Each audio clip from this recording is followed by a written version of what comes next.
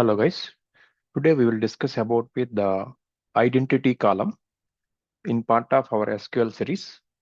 Uh, if you like the content, please like and subscribe. Previously, I have done the videos, all the basic introduction and primary key, foreign key, unique key, check constraint, not null, and DDL commands. All these commands covered. So in this video, I will cover as the identity column. So first of all, what is the identity? In SQL we are using. So basically identity is auto generate of column values. So auto generate called as, so for example, if we taken as the medical records, so medical ID, in medical records, so we are giving as the ID number. So per day medical records will receive as thousands or lakhs. So at the time, day by day, the records are increasing. So we are not giving any ID number, but specifically.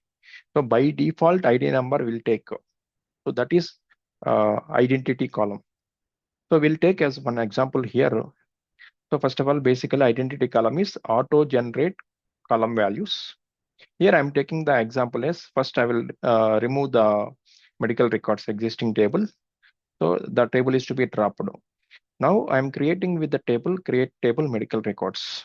So ID as I'm giving as int identity primary key. So this automatically to create the unique value of every record. So remaining away, the table is giving as the same.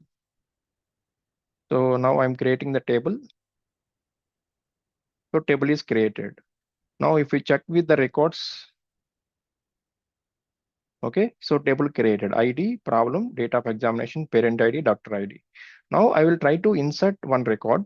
So insert into medical records values, ID as the one. Then remaining records are same as usual. I am taking. If I execute, what happened? If you see the error, an explicit value for the identity column in the table medical records. So by default here, I have given the value 1. So actually that is not required. When we declare as the identity, this value is not required to be mentioned here. By default, it will take. So now I am trying to remove this value and insert. Okay, one record is inserted. If we check the records, so one record is, so by default ID number as 1.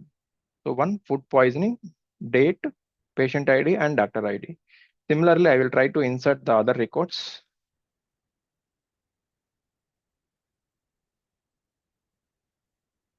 So I'm inserting 3 records.